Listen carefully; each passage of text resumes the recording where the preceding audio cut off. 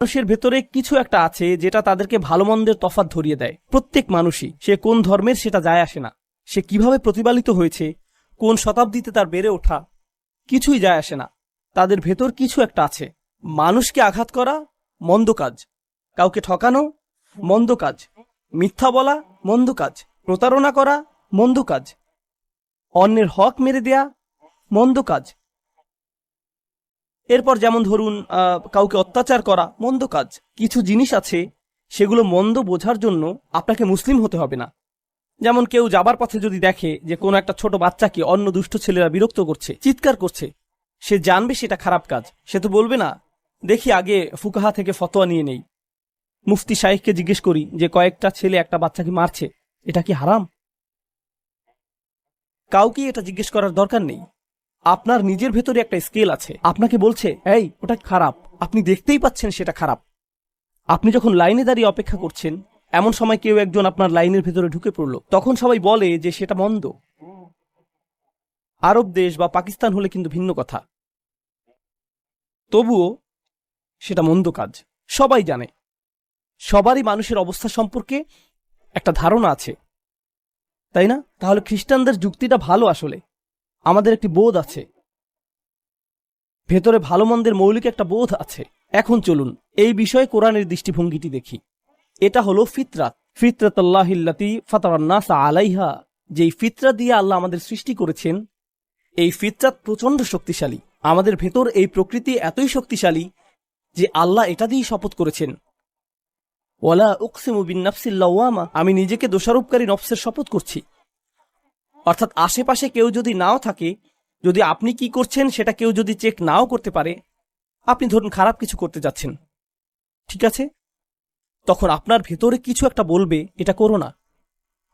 ভিতরে ভিতরে আপনার খারাপ লাগবে। আপনাকে এই খারাপ কাজটি করতে হলে তখন ভেতরের এই ভাবটা জোর করে কাটাতে হবে, বন্ধ করতে হবে, ভেতরে কথাটির মুখ চেপে ধরতে হবে আপনাকে। এই যে আপনার ভেতরের এই আওয়াজ, যেটা আমার ভেতরে আছে, সবার ভেতরেই আছে, সেটা আল্লাহ সূরাতুন নূরে বর্ণনা করেছেন।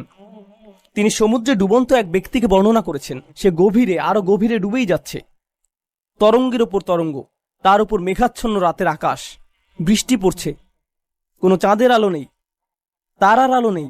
সমুদ্রের যত গভীরে তলিয়ে যাচ্ছেন ততই অন্ধকার হচ্ছে। এরপর সে সমুদ্রের একেবারে তলায় চলে গেল। আল্লাহ বলছেন, ইদা আখরাজা ইয়াদাহু লাম ইয়াকাদ ইয়ারাহা, যখন সে তার হাত নিজের সামনে তুলে ধরে যেন প্রায় দেখতেই পাচ্ছে না। আল্লাহ বলছেন না যে দেখতে পাচ্ছে না, তিনি কি বলছেন? প্রায় দেখতে পাচ্ছে না। এর অর্থ কি জানেন? কিছু একটা তবুও আছে, যতই অন্ধকার হোক না কেন। ধরুন কেউ ক্লাবে গেল, কেউ মদ পান শুরু করলো, অন্য কেউ ড্রাগ নেওয়া শুরু করলো, কেউ কয়েক বছর ধরে নেশা করছে। 1000 বার খাবার পরেও সে যখন বোতলটি আরেকবার নিল, মুখে নেবার আগেই তার ভেতরে কিছু একটা বলছে এটা করা উচিত নয়।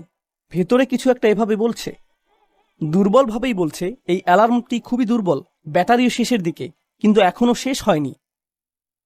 ভেতরে যে আছে সেটা আপনি বুঝতে পারছেন, এই চেতনাটি ভেতরে আছে। এটাকে আপনি চাইলে বিবেক বলতে পারেন, অথবা নৈতিকতা বলতে পারেন। আপনি উর্দুতে বলতে পারেন মেরা জামিন মুঝে তাঙ্কার রাহা হয়, আপনার ভিতরের সত্তা। ওকে, এটাই নফসে লাওয়ামা কোরআনে বর্ণিত, তাই না? আসলে খ্রিস্ট ধর্মে একে তারা প্রজ্ঞা বলে, মানে আমার আপনার ভেতরে ন্যায়ের একটা বোধ আছে, সেটাই। এখন খুব মজার একটা আলোচনা শুরু করতে যাচ্ছি। এখন আমরা শিখছি যে আল্লাহ হিকমা শিক্ষা দেন। তিনি কি ইব্রাহিমকেও হিকমা শিক্ষা দেননি আলাইহিসসালাম? তিনি দাউদ আলাইহিসসালামকে হিকমা শিখিয়েছিলেন, ঈসা আলাইহিসসালামকেও হিকমা শিখিয়েছিলেন, তিনি রাসূলুল্লাহ সাল্লাল্লাহু আলাইহি সাল্লামকে হিকমা শিক্ষা দিয়েছেন। এখন আল্লাহ আরো বলছেন, প্রত্যেক মানুষের মাঝেই কিছু পরিমাণ কি আছে? হিকমা ইতিমধ্যেই আছে তোমাদের ভেতরে। একটি আভ্যন্তরিক হিকমা আছে, আবার একটি বাহ্যিক হিকমা আছে, দুইটা আছে। এখন আমাদের খুঁজে বের করতে হবে এই দুটো হিকমার মধ্যে সম্পর্ক কি রকম। আচ্ছা, এখন ইহুদিদের দিকে যাই। আগে আমরা আলোচনা করলাম খ্রিস্টানদের দিকটি, এখন আমি আপনাদেরকে ইহুদিদের দিক থেকে বিষয়টি দেখাবো। এটা যিশুর কয়েকশো বছর পূর্ব থেকে শুরু হয়েছিল। তখন ইহুদিরা প্রজ্ঞার বিষয়টি নিয়ে বেশ উৎসাহী হয়ে উঠেছিল, কিন্তু তাদের কাছে প্রজ্ঞার সংজ্ঞাটি ছিল একেবারেই ভিন্ন, সম্পূর্ণ অন্যরকম, সম্পূর্ণ অন্যরকম। তাদের ধারণা ছিল যে আসলে প্রজ্ঞা হলো কিছু বিশেষ মানুষ, কিছু স্পেশাল উচ্চ স্তরের মানুষের কাছে বিচার দিবসের বিস্তারিত জ্ঞান আছে।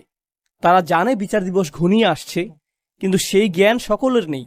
শুধুমাত্র বিশেষ এক ধরনের লোকদের জন্যই এই জ্ঞান বরাদ্দ, আর তাই তাদের কি আছে?